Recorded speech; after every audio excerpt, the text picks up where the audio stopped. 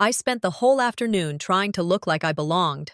I'd ironed my only decent blouse 3 times, paired it with dark jeans that didn't scream, trying too hard, and even curled my hair, though the Texas humidity had its own ideas.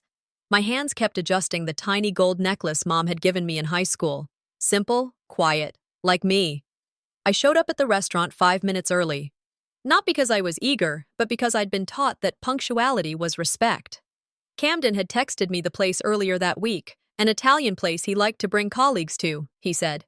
Fancy, but not so upscale that it'd make anyone uncomfortable. When I walked in, I immediately spotted him. Camden stood out in every room, broad shoulders, confident smile, that type of laugh people noticed. Ivy was next to him, as usual, polished, poised, commanding. She laughed loudly at something someone said, flipping her hair like she knew every pair of eyes was on her. And she wasn't wrong. I wasn't sure why, but something felt off the second I stepped in. "Madeline," Camden called out, smiling like this was normal, like I'd always been part of this picture. I waved, tucked a loose strand behind my ear, and walked toward the group. The table was long white tablecloth, flickering candles in glass jars. His colleagues, mostly in blazers and dresses, nodded politely. Ivy stood up, gave me a once-over, and smirked. "You look casual," she said, dragging the word like a piece of gum. I blinked. "Nice to see you too." Camden chuckled nervously. "She's always like that," he mumbled. No apology, no defense. I took the open seat, at the very end of the table. Ivy settled back next to Camden, crossed her legs, and leaned in like she owned the evening. One of the guys across the table complimented her earrings. "They're vintage," she replied, tilting her head. "You really have to know how to pull them off. Not everyone can wear bold looks, right?" She glanced at me. And I caught the message, even if no one else did. I tried chiming in once, something about how travel influences fashion in different cultures, but Ivy cut in halfway through, switching the topic to Paris Fashion Week. People followed her lead. They always did. I stayed quiet after that. It wasn't new for me, but tonight it felt different. Like I wasn't just quiet. I was invisible. Dessert menus came. Laughter was flowing like the wine. That's when it happened. Someone joked about social media filters. Ivy laughed. "Some people just aren't meant for the spotlight, you know?" I raised an eyebrow. "Well, beauty's subjective, isn't it?" She turned to Camden, loud enough for everyone to hear. "Remember when I told you your sister was kinda unfortunate looking?" A beat of silence, then a few forced chuckles. I looked at Camden. He sipped his wine. No words. I sat still, hands under the table, trembling. If I say something, I'm the one overreacting. If I don't, I'm the joke. I took a breath. "It's sad," I said calmly, "how some people build their confidence by tearing others down." Ivy's smile dropped. She stood up slowly, and before I could blink, a sharp slap across my cheek. It echoed. One of the guys whispered, "Whoa, Ivy!" Camden grabbed her wrist, startled, but still no words for me. I didn't move. The sting in my cheek was nothing compared to the burn in my chest. The waiter walked over, eyes darting between us. "Is everything okay here?" I nodded automatically. "Yes." Ivy picked up her purse and stormed off. Camden followed. Of course he did. I took out my wallet, slid a few bills under the untouched dessert plate, and stood up. No one stopped me. The walk home was quiet. Austin's night air carried the scent of grilled food and faraway music, but I heard none of it. I kept seeing her face, her hand, his silence, and behind that, memories. School assemblies where no one saved me a seat. Family dinners where I was talked over. Birthdays where I was the afterthought. That slap wasn't just about tonight. It was a lifetime of being overlooked, pressed into a single, public moment. I stopped outside my building, looked up at the dark sky. I wouldn't be the quiet one anymore. That night, I made a promise. Next time, I won't sit quietly. I won't wait for someone to step up, because no one's coming. And yet, the real betrayal didn't happen at the restaurant. The morning light came too early, slanting through the blinds like it had something to prove. I hadn't slept. The slap still lingered on my cheek, but what stung more was everything that came after. Camden's silence, the way no one stopped Ivy, and the quiet walk home that echoed louder than any shouting match ever could. I needed air, familiar air, not answers. I didn't want drama. I didn't want a scene. I just wanted to be somewhere that didn't question my presence. So I drove to my parents' house. I didn't text, didn't call. I just showed up like I used to when I was a teenager needing a break from the world. The front door creaked open without resistance. Inside, the house smelled like coffee and lemonwood polish. My mother stood at the sink, rinsing a mug, but her eyes didn't meet mine. "Morning, sweetheart," she said softly, drying her hands on a towel. I nodded. "Hey." Out back, I could see Dad in the garden, trimming something that didn't need trimming. It was his way of staying out of conversations. I took a seat at the kitchen table, my old spot, right near the window. I wrapped my fingers around the mug Mom set down for me. Warmth seeped into my palms, but not my chest. Maybe they didn't know. Maybe Camden hadn't told them. I waited a beat before saying, as casually as I could, "So, last night was something."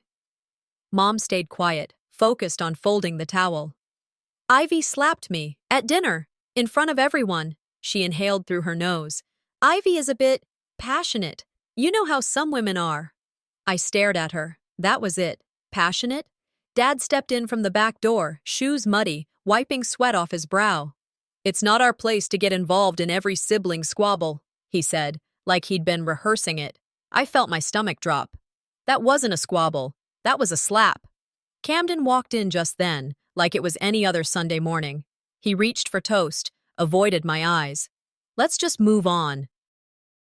"You're making this a bigger deal than it is." I laughed, quiet, bitter. "A bigger deal? Your girlfriend slapped me in public. You didn't say a word." He shrugged. "She was upset. You pushed her." I stood up, heart hammering. "So you're all okay with this?" No one responded. The clink of Dad's pruning shears echoed from outside. Mom stared into her coffee like it held the answer. Camden chewed like it was breakfast and not betrayal on the table. Flashbacks hit me. Birthday parties where my gifts were forgotten, holidays where I got the leftovers of attention, moments I was told to stay calm, don't make waves, let it go. This family didn't value peace, it valued silence. "If you'd just dressed up a little more," Mom said quietly, "maybe Ivy wouldn't have reacted like that." I swallowed hard. It wasn't about the outfit. It never was.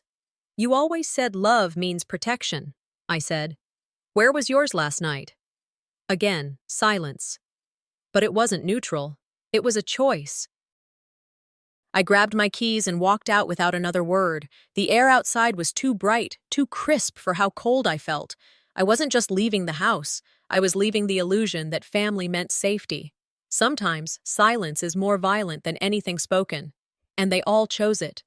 Each step back to the car felt heavier, not with pain, but clarity. All my life, I had tolerated little cuts for the sake of keeping peace. That morning, I realized, peace that demands you swallow pain isn't peace. It's submission. By the time I pulled into the lot outside my apartment, the decision had settled in me like cement. I shut the door behind me, leaned against it, let the stillness fill the room. Then I opened my phone, deleted Camden's contact, muted the family group chat.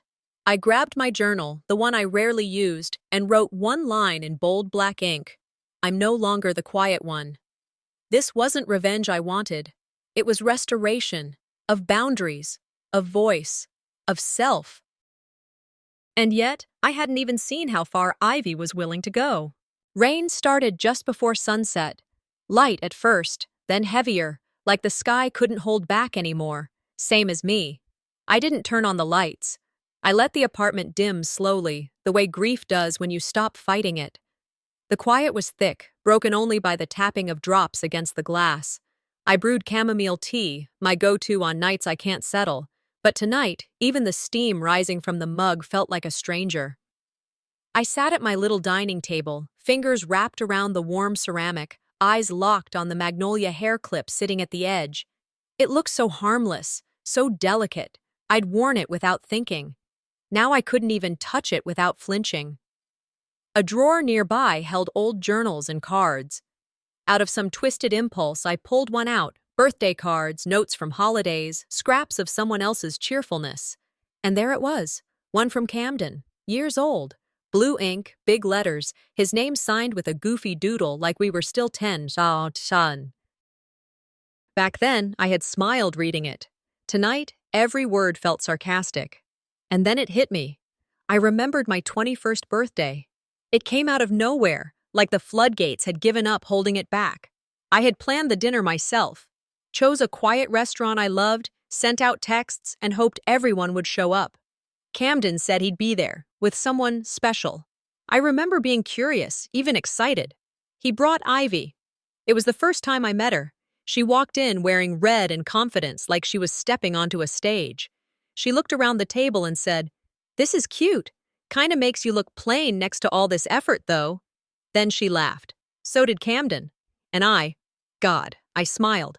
I remember doing that, smiling, pretending I didn't hear the knife in her words. I spent that whole evening trying to host, trying to be seen, while they held their little show right beside me. That memory had been buried so deep I thought it didn't exist anymore. But it was there. It had never left. I set the card down like it burned me. Suddenly, everything clicked into place.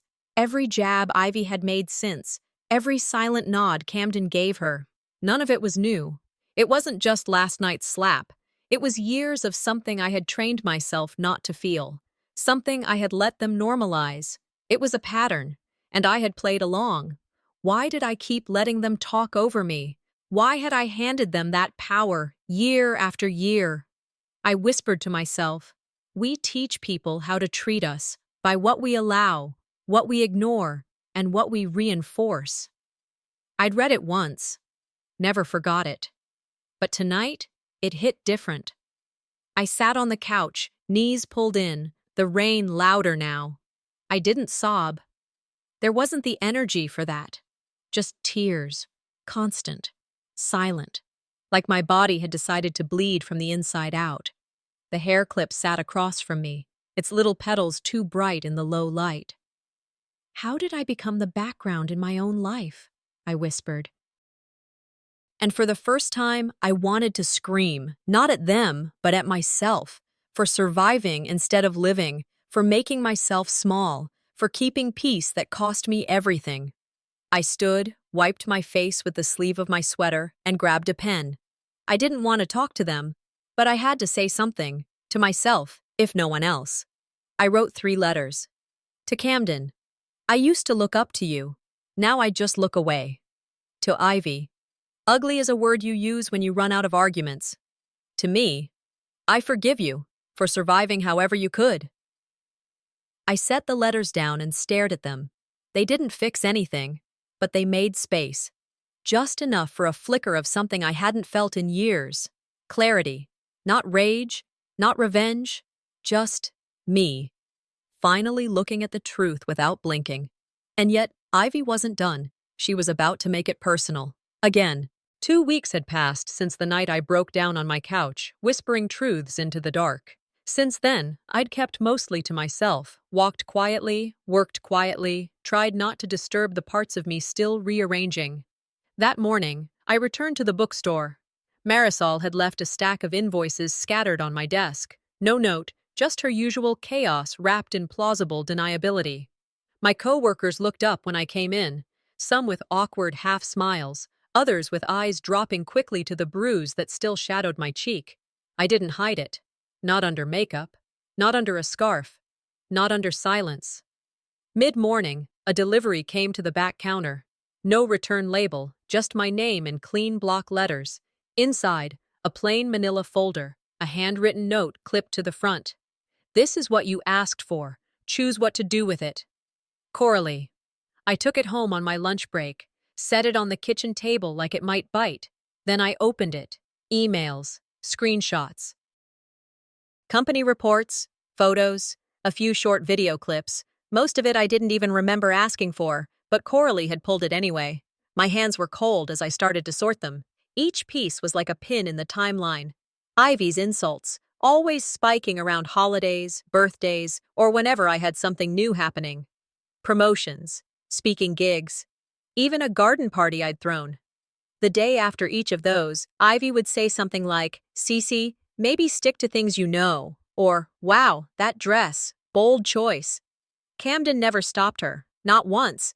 Sometimes he'd chuckle, sometimes he'd look away. But silence is an answer too. I remembered a quote I'd written down years ago. Trauma isn't what happens to us, it's what we hold inside. And I'd been holding too much for too long. Coralie and I had arranged to meet later that day at a little cafe near the university. I got there early. She walked in right on time. No makeup, simple jacket, hair pulled back like someone with nothing to prove. She slid a folder across the table. "It's all in there, including the Marisol documents." I opened it. Bank records, donor logs, an email thread where Marisol had used my name to push through expenses. Some I never approved, some completely fabricated. A note from a client thanking her for work I'd done. I looked at Coralie. "Are you sure this is real? Could this be doctored?" She didn't blink. "You asked for truth. I brought truth." I believed her. Still, I felt something twist in my chest. Not relief, fear. If I brought this forward, would my family think I was just stirring trouble? Seeking revenge? Or worse, lying? "I don't want to burn everything down," I said quietly, "but I'm done pretending it didn't happen." She nodded. "Then say it. Say it in your voice. Your words." Later that night, back in my apartment, I drafted a message to my family. Short. Not angry, just firm. "Attached are documents I've received. I believe you deserve to know. I'm not seeking conflict, just truth." I stared at it for an hour. Didn't send it yet. Instead, I opened my journal. Wrote again. "I won't downplay my pain for their comfort." I felt stronger. A little, enough. I emailed Coralie. "Let's release these documents, but only after I speak with Camden first." Not 5 minutes later, my phone buzzed. A text from Camden. "Meet me tonight." Then another. An anonymous screenshot forwarded to my phone. A group chat. Familiar names. "Everyone's talking about the thing your sister sent." I froze. My heart did that thing where it skips and sinks at the same time. I hadn't sent anything. Someone else had. So now it wasn't just about the evidence. It was about timing, about trust, about control. And tonight, I'd face Camden, knowing the truth was out and that I couldn't put it back. It started with glances, quick, quiet ones. People walking into the bookstore, their smiles pausing when they saw me. Some customers shifted their posture mid-sentence, suddenly more formal or less friendly. A woman I'd helped for years with her book club selections wouldn't meet my eyes. Ivy's name had made it into the conversations, into the headlines, into the coffee shop chatter. Not directly, she was careful, but just enough breadcrumbs for people to follow. "Did you hear what her sister did?" I mean, that slap must have meant something. Family drama, you know how that gets. I caught wind of a few comments on social media, people saying I'd baited Ivy, that I was playing victim for sympathy. The bruise on my face had faded to yellow, but the sting underneath hadn't. I tried helping a new client pick out memoirs, and when I offered a suggestion, she hesitated. Her eyes lingered too long on my cheek. Then she gave a tight smile and said, "Maybe I'll just browse for now." People believe what's loud and dramatic, not what's real. Ivy was loud, her circles were wide, and I was still trying to figure out what silence cost me, so I made a choice. I wouldn't crawl back into invisibility. Coralie called me that afternoon. "There's something you need to see," she said. Her voice was clipped, serious. She forwarded a PDF, a contract with my name on it, allegedly signed 6 months ago, terms I'd never seen, clients I never approved, dates I wasn't present, and the signature, almost mine, but off just enough.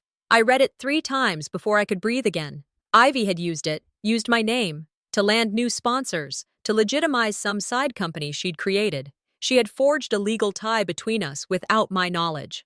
I called Coralie back. "Is this binding?" "I'm not a lawyer," she said, "but it was used to secure funding. That makes it dangerous." so I found a lawyer. And he didn't sugarcoat anything. The problem isn't just the signature, it's that nobody challenged it. Not one banker, not one client. She used your reputation like a coat she could wear whenever it suited her. I wanted to scream. Instead, I sat still, and I thought, how many other things had Ivy done with my name? I called Durand. He picked up with that casual tone he always used when he didn't want trouble. Hey, sis. I didn't waste time. Did you know about this contract? Long pause. Then, Ivy mentioned something a while back, but I thought it was just a formality. You know, her side hustle thing. It has my name on it, Durand. It's forged. I mean, I don't get involved in all that. It's messy. She said you were fine with it. And just like that, the floor dropped again. I called my mother. She sighed. Why can't you just let this pass? It's going to make everyone uncomfortable. I bit down on every word I wanted to throw at her. Instead, I said, loyalty isn't about being blind. It's about standing by people who deserve it. She didn't respond. No one did. That night, Coralie and I met again. This time, she slid a folder across the table and said, we can publish. We have enough. Emails, timelines, statements. We can tell your side. But I hesitated. I thought about clients, friends, the families who still shopped at my store. What would they think? Would they believe me? Or would they see just another messy sister feud? I wrote a draft, one long, clear post. No bitterness, just truth, just boundaries. A quiet, factual unraveling of the things Ivy had done behind my back. I sent it to Coralie for a final check. 15 minutes later, my phone lit up with messages. One client forwarded me a contract, the same forged one, now leaked publicly. Only this version had been altered again. It included extra claims, that I had authorized all activities, that I co-managed Ivy's team. And in the corner of the photo, neatly placed beside the document, was my old magnolia hair clip. That stupid little barrette, the one I'd kept. The one Ivy once said made me look like a schoolgirl trying too hard. They used it, in the photo, like a signature. Someone had taken it from my apartment or from a photo I'd shared, and used it to make the fake look real. My stomach turned. This wasn't a misunderstanding anymore. This was war. And someone close had betrayed me. Again. Thea's house still smelled like cinnamon candles and old polished wood, same as always. The same couch where we opened Christmas gifts. The same kitchen where Ivy once told me I made basic look boring. Tonight, it hosted a family dinner, or so they called it, a low-key gathering. As if anything was ever low-key in this family. I walked in quietly, dressed in gray, no jewelry, no fuss. Even covered up, I could feel the faint ache in my cheekbone from the week-old bruise I thought I'd hidden. The makeup helped, but not enough to hide the fatigue that had set in deep. Not just physical, it was the kind of tired you get from pretending too long. Durand waved me over. His tone light, his laugh louder than needed. Ivy sat by the fireplace, swirling her wine, already holding court. You always pick comfort over style, don't you? She called out. Everyone chuckled politely. A few glanced my way, unsure whether to laugh or not. I smiled tight, said nothing. Durand didn't either. Thea walked over, kissed my cheek like we were still playing house. You look fine, she said, eyes flicking down to my shoes. She didn't meet my gaze. She rarely did these days. Maybe because she knew. I sat near the end of the table. My hands stayed in my lap, balled into fists beneath the napkin. Then Odessa Hale walked in, late but confident. People noticed. She wasn't family, but she had more backbone than most in the room. She greeted me first. Not long after, Ivy stood with her glass and cleared her throat. To family, to truth, and to staying united, even when others try to tear things down for attention. Laughter, awkward and scattered. I rose slightly in my seat. Pictures don't show everything, I said. Calm, but pointed. You could hear forks pause against plates. Ivy didn't flinch. Not yet. She still thought she had the upper hand. I continued. There was a contract. Leaked. My name on it. My signature. Only, I never signed it. Duran stopped chewing. Thea's lips parted like she might say something but chose not to. Ivy flushed, but only slightly. Her smile never faded. You must have misunderstood. Legal stuff gets complicated, she said. Then Odessa stood. She didn't raise her voice. She didn't need to. I worked with Cece. Closely. She didn't just help on Marisol's projects. She ran them. Clients reached out to her. Vendors followed her designs. Her email inbox ran full every day with follow-ups. People turned toward her, not away from me, toward her. Marisol across the room scoffed. That's not the full picture. Desi looked at her, steady. Maybe not, but it's the true one. And we were all guilty of ignoring it. We let her carry the weight, because it was easier than facing what was really going on. It landed hard. I thought about saying nothing more. Maybe let Desi speak for me. Maybe I could just leave, let people talk among themselves. But then I pictured the Keptok Maklan, sitting silent, pretty, decorative. Something meant to be seen, not heard. That's what I had been for years. I pressed my palms to my knees and stood. If one more person calls me quiet, like it's an insult, I swear I'll scream, I said, then paused. I'm not quiet. I've just been drowned out. Ivy opened her mouth. I'm done being erased, I said flatly, before she could cut in. The air shifted. Ivy stood too, her voice sharpening. You're twisting everything. You always do this. You take scraps and spin them into some drama where you're the victim. But before she could continue, Desi reached into her bag and pulled out the copy of the forged contract. The real one, the unedited version. She placed it on the dining table like a weapon. Gasps. My father's fork clattered against his plate. Someone whispered, "Is that real?" I looked at Durand, and this time he didn't look away. His eyes held something I hadn't seen in a long time. Shame. Maybe guilt.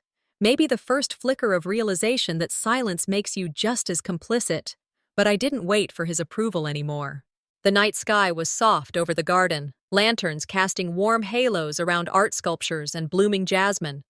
I stood at the entrance of the fundraiser, in a bold blue dress I almost avoided wearing. The color felt like defiance. Guests came in, greetings exchanged, Ivy as radiant as ever in her high heels and laughter. Her style drew attention. She was the star. And I felt that old tug in my chest. You know, the place where being ignored settles like dust. Durand introduced me to a curator. Ivy cut in, redirecting praise from something I'd organized. Lighting, guest lists, minor details I'd handled without thanks. Saying, my brother helped with the lighting. A polite smile. A nod. A theft of recognition. I sat, hands tight in my lap, tasting the bitterness of being that sister again. Then a guest pointed at their phone. A photo had been posted, a vintage family portrait edited to show me pulled aside, faded, labeled only as Ivy's sister. The captions underneath, just background, nice supporting role. She must be okay being unnoticed. My own frame, twisted. Ivy later posted a story. Family memories are funny, some are framed, some are left out. I wanted to shrink, but I didn't. I stood, voice calm, though heart hammering. I want to add something meaningful. All eyes turned. Ivy's smile stayed brittle. I held up my phone with a proof, a screenshot, the edited photo, the captions. I laid out everything. The contract too, the names, the timeline, the misuse of my ideas. Guests leaned in. Ivy tried to laugh it off. Her voice shook. Durand shifted beside me. Thea and Abram watching. I looked at them both. No more talking over me. The simple words, truth exposed. Desi, standing near the back steps, cleared her throat. She told them. I worked with Cece. She didn't play backup. She led vendors, designs, deadlines, all through her. The room shifted. Faces surprised, some supportive nods. Ivy tried to retort, but there was weight now behind what was said. I felt something break inside. Fear, yes, but anger stronger. Courage older than doubt. I'd been invisible, Tonight, I was framed by truth. Phones lifted, recording started. The spectators didn't know who to side with. Ivy, face flushed, tried again. You twist everything to make yourself the victim. But Desi held up the unedited contract, pointing out what was forged, what was hidden. And for the first time, Duran looked at me as though he recognized me. Not the sister he introduced, but someone who'd always been here, while he looked away. I didn't wait for Ivy's apology. I didn't need that to finish. What mattered was that the truth was out. As I stepped back, the air felt heavier. Gratitude and dread mixed. I realized standing tall came with cost. I got there early, not because I was eager, but because I needed to feel the room before it filled with people who'd smile to my face and post about me 5 minutes later. The banquet hall was dressed like a high society wedding, soft piano music, dimmed chandeliers, flowers in careful glass bowls that didn't look touched by a single real hand. I chose the red dress for a reason. It wasn't about elegance, it was armor. For once, I wanted to walk into a room and not vanish behind Ivy's shadow. That night, I wouldn't. Thea greeted me with a kiss on the cheek and a stiff whisper. Let's try and keep things elegant tonight. Her words didn't sting anymore. They didn't touch me, not after all this. Durand gave me a nod, that half smile he wore when he didn't know which side to land on. I moved past both of them. I felt the clipped tremor in my chest, barely there. But it reminded me of the clip in my pocket. The magnolia hairpin I hadn't worn in years. I touched it quietly, not to hide, just to remember. Then I heard them, whispers floating like perfume through the crowd. Did you see the post? That photo again? She's still writing that? My jaw clenched. The old portrait had resurfaced, again, cropped, filtered, repackaged. I was still the faded extra on the side. Ivy's sister, they said. Never just me. But this time, I didn't flinch. Backstage, Coralie was waiting. She looked me in the eye and handed over a manila envelope, thick with weight. They can't dance around this anymore, she said. Inside, the contract. My name, my forged signature, transfers, deposits, dates I never signed off on. I flipped the pages one by one, breathing in facts that screamed louder than any family drama. I took my phone out, slid the folder into my clutch. Tonight wasn't about whispers or hurt feelings. It was about proof. The screens at the banquet were meant for charity slideshows. Instead, I loaded the PDF, waited. And just like that, it began. Someone's phone lit up. Then another. A blogger tagged the photo and the contract side by side. What's she hiding? Ivy's sister finally speaks. Cece wasn't the background after all.